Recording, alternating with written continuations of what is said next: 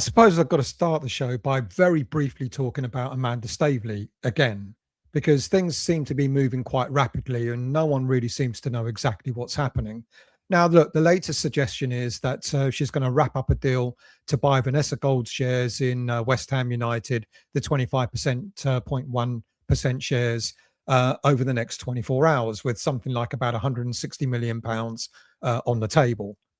It's possible. It's possible. But when I asked the question, I was told, well, any offer has got to be the current shareholders at the football club have got to be given up to 30 days to decide whether they want to match that offer or not. Now, I don't know who Vanessa Gold is selling her shares to. We were led to believe she was going to sell 16% to Daniel Kretinsky, but it looks like now Amanda Staveley is stepping in, according to all the reports. I guess only time will tell exactly what's going to happen there. But the latest update there is that Staveley is apparently in the driving seat to buy 25% stake in West Ham United. Let's see if that happens. But the 24 hours thing, who knows? You know, once you're told that the current shareholders require up to 30 days to decide whether they want to match that offer or not, then that 24 hours thing becomes a little bit, well, is it 24 hours? Who knows? But anyway, I guess the more important thing for West Ham fans is not so much what's going on behind the scenes and who may or may not be buying shares. The big question is, with 2 weeks to go before the football season starts, where are the signings? Who on earth are we going to sign? And thankfully, the news that we've got today is that we seem to be one step closer to the signing of Arne Engels from Celtic, which is a relief, I guess. But now we start asking the question, is Arne Engels a replacement for Matthias Fernandes? When you look at what's happened on a business perspective, selling Fernandes for £85 million was an outstanding piece of work. Finding another player who does all the things that Fernandes did is never going to be easy. And that's why this report linking West Ham with Celtic midfielder Arne Engels is so interesting, because the first thing to say is this: Arne Engels is not a similar type of player to Matthias Fernandes. Yeah, they play in the same position, but they're very different footballers. And actually, that might be exactly why West Ham are interested in this player. If the club was simply looking for a like-to-like replacement, they'd probably be searching for a midfielder who plays in the same kind of way, the same kind of intensity that Fernandes did. But Engels offers something quite different. He's a midfielder who's more about controlling games, about creating opportunities, and setting the tempo of a game. So the question West Ham need to answer is not, can Arne Engels replace Fernandes? The more important question is, does Nuno want West Ham to play in exactly the same way as they did last season? And if you ask West Ham fans that question, the answer is going to be an emphatic no way. We want there to be a completely different style of play. And that's the next question you ask Nuno. Does he want to build a very different type of midfield and play in a very different type of way? Because if West Ham want to dominate possession, if West Ham want to create more chances against teams that are going to be sitting deep and have someone who can dictate the tempo of a football match, then Arne Engels could be exactly the type of player we need. But if we're expecting him to be the man who does everything Fernandes did, then I think supporters are going to be a little bit disappointed. Now, before I wrap it on, if you're new to this channel, or if you've watched the West Ham Voice before, but yet to subscribe, why not click on that code? Takes you to the subscription page, and you can become a subscriber free of charge. Now, there's another important and interesting angle to this potential move, and that involves Niels Koppen.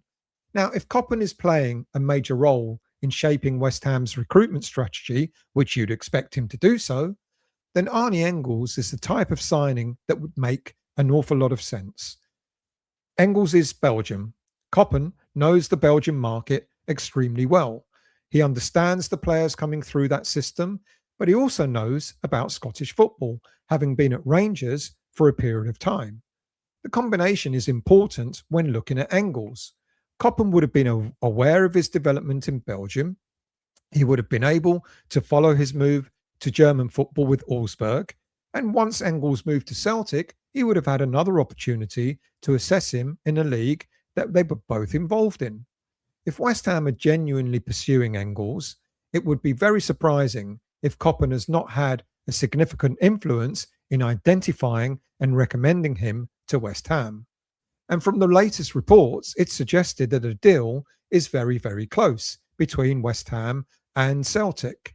And that and personal terms have also been agreed with the player. And that could make this one of the first examples of what a more data driven recruitment approach may look like for West Ham United. Rather than paying the huge fees that we've done so in the past for players who are kind of already established, the club appears to be looking for players who still got some growth ahead of them, players who can improve, players who can hopefully increase in value, players who can become important parts of the squad now as well as over the next few years. And Arne Engels certainly fits that profile. But he will still come at a considerable cost. It's suggested that the fee is going to be in the region of around 20 to 25 million pounds. But when we've just sold a 21-year-old for 85 million, I guess buying a 22-year-old for 25 million is kind of not that bad. But will he be as effective, if not better, than Fernandes? Well, we need to understand exactly the type of player he is, because his career so far has been built on progression, steadily proving himself at every level that he's played at. Born in Belgium, began his footballing education at one of the country's biggest clubs, Club Bruges. Belgium has got a reputation for developing and producing technically gifted footballers who are comfortable in possession and understanding the tactical side of the game from a young age. Engels follows that pathway.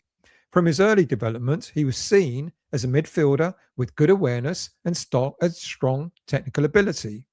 However, like many young players coming through a major European club, earning regular first-team football was not always guaranteed. So the next step in his career came when he moved to Germany and joined Augsburg. That move was significant. The Bundesliga is one of the most demanding leagues in Europe, particularly for midfielders. The game is played at a high tempo, opponents press aggressively, players have got less time on the ball, very much like championship level football here in England. For Engels, that was the perfect environment for him to develop in. Germany helped him become a more mature player. It tested his decision making, it forced him to become quicker with his actions, and it taught him how to compete physically against experienced professionals. Now, that experience is one of the reasons why Celtic were willing to pay £11 million to bring him to Scotland. When Celtic signed Engels, they were buying a player who'd already experienced senior football at a decent level, but still had plenty of room for development. And Celtic was another important stage of his career, because playing for Celtic brings a completely different type of pressure. You're expected to win almost every game you play, you're expected to break down teams who defend deep, and you're expected to control football matches. And when you are expected to perform in front of a huge fan base that demands success, then you could kind of see the similarity of why West Ham, what West Ham are going to be facing in the Championship this season. They're going to be facing teams that are going to drop deep. They're going to be facing teams that kind of want to, get one over on West Ham. And that environment in Celtic has tested Engels in a way that's relevant to when considering a move to West Ham. Because the question's not just about whether the player has ability, it's pretty evident that he has, it's whether he can handle responsibility, and Celtic believe Engels could do that. It's worth also remembering that Celtic's recruitment model is similar in the direction that West Ham appear to be moving towards. They identify talents before they reach their peak, develop them in a demanding environment, and then benefit when bigger clubs come calling. So what exactly would West Ham be getting if we are to sign Arne Engels? Well, the simplest way to describe him is this. He's a midfielder who controls games rather than a midfielder who takes games by force. And that distinction is important. Matthias Fernandes often influence matches through his athleticism. He could pick the ball up, drive it forward, carry it through pressure, etc. Engels is very different. His biggest strength is his awareness, his passing ability, and his ability to make the game happen around him. He's the type of player who wants to be involved in build-up. He will come towards the ball, he'll make himself available, he will look for space where he can receive the possession and then move the team forward. For a team like West Ham, that's extremely valuable. One of the problems that we've had, certainly in pre-season and throughout last season, is when opponents press us, your midfield has not always been able to provide enough solutions to overcome that. And attacks has often felt disconnected. You look at pre-season, we're all right, but when it comes to the final third, we seem to be missing something. So Engels offers a different option. He is comfortable receiving possession under pressure. He has the confidence to play forward rather than keeping things simple. He looks for the pass that can start an attack, and he tries to move the opposition around him. And he's got that technical quality to play through teams rather than around them. And another important part of his game is his contribution in that final third. It's not a midfielder who's going to only keep possession for the sake of it, just to keep things ticking over. Throughout his career, he's shown an ability to contribute toward goals and assists. At Celtic, he demonstrated that he can arrive in dangerous positions, create opportunities for teammates, and provide a genuine attacking threat from midfield. He's also a player who can contribute from set pieces, which is another useful quality for West Ham, given how important dead ball situations may be in the Championship this season. Now, Engels is not going to pick the ball up from 50 yards and run with it, as Fernandes did. He's not that constant box-to-box type of runner. He works hard, but his game is not built around his physical dominance. His game is built around being in the right place, making the right decisions, and helping the team play better. His technical and tactical ability is going to be prominent. And that leads to a big tactical question. What system suits Arne Engels? At his best in midfield, where he has responsibility, is playing in a midfield three. And that would arguably suit him better because that will give him the freedom to influence the game without having to be responsible for covering every blade of grass. He can drop deeper to build attacks. He can move into more advanced positions, and he can support the forwards as well. And he can dictate the rhythm of a match. A midfield two could work for him, but the player alongside him becomes quite crucial. You would need someone who can provide that athletic side to the partnership, someone who can win the ball back, someone who can cover ground. Ironically, a Fernandes type player would absolutely complement Engels perfectly. And someone who will allow Engels to concentrate on what he does best. And this is where players like, you look at the squad and you think about who we got. Kante, Potts, at the moment, Alvarez, James Ward-Prowse. Can any of them contribute towards allowing Engels to play his game? Look, the likes of Kante, Potts, Alvarez can certainly bring an energy and aggression, and whilst Engels will bring the composure, the creativity, and the control. They're different profiles, and sometimes that's exactly what makes a midfield partnership work. If I was to be a betting man, of those players I've mentioned, probably Potts is probably the better fit for Engels to be a partner with in midfield. But there is one question West Ham supporters will naturally ask. If Engels arrives, does that mean that the midfield rebuild is complete? Look, I've said he can create creativity. He can improve creativity. He can improve the way we control a game. He can improve the quality of possession. But I still think West Ham would benefit from having another midfielder who brings that physical box-to-box element. And possibly, as I've said, Potts is probably the closest that we have at this moment in time. Now, this will give Nuno a midfield with different solutions dependent on the opposition we play.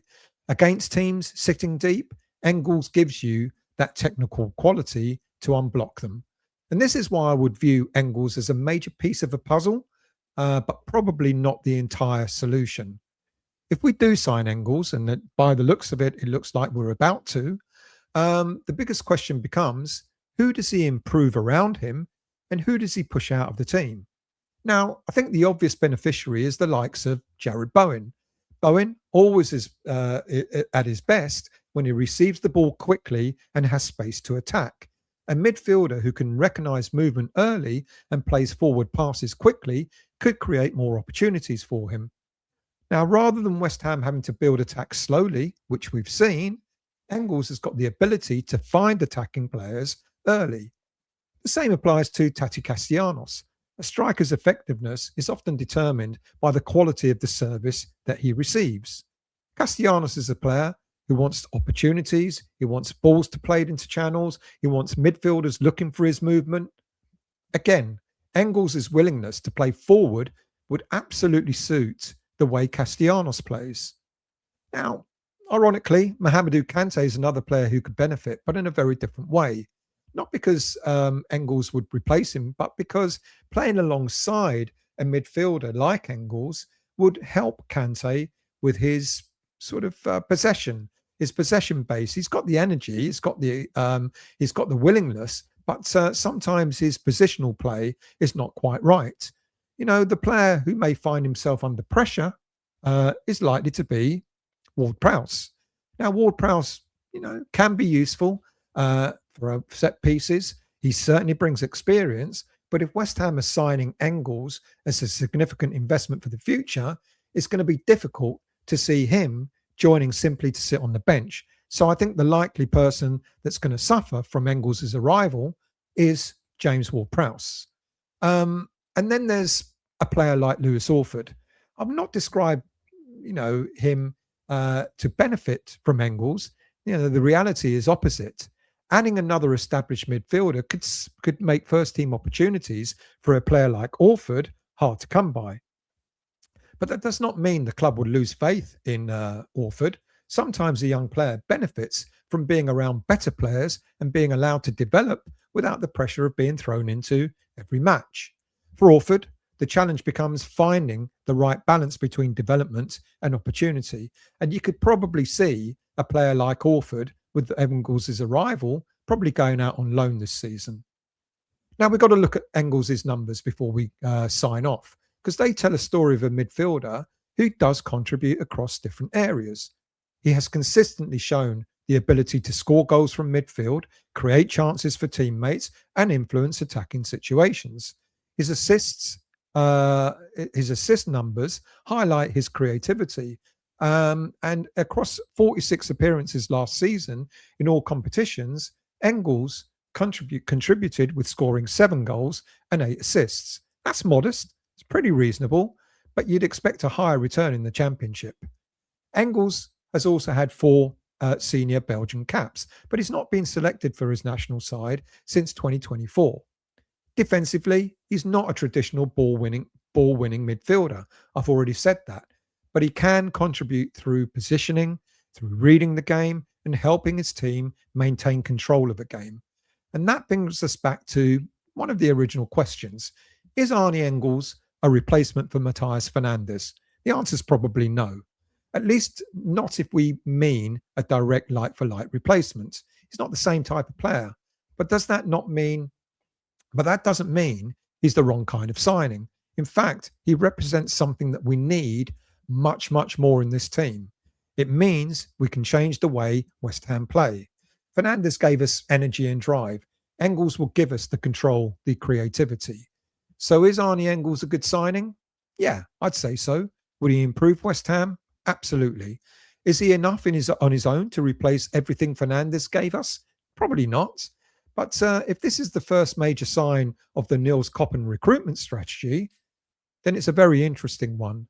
The biggest question is not whether Engels can become a good West Ham player, it's whether West Ham can build the right midfield around him. Because if we can do that, this could be exactly the type of signing that helps us get back to where we want to be. Thank you for watching. Thank you for listening. Do hit the subscribe button. Please tell me what you think about Engels. Please leave a like, hit the bell notification, and hit the hype button to allow other viewers to watch this show. I'll see you all again pretty soon.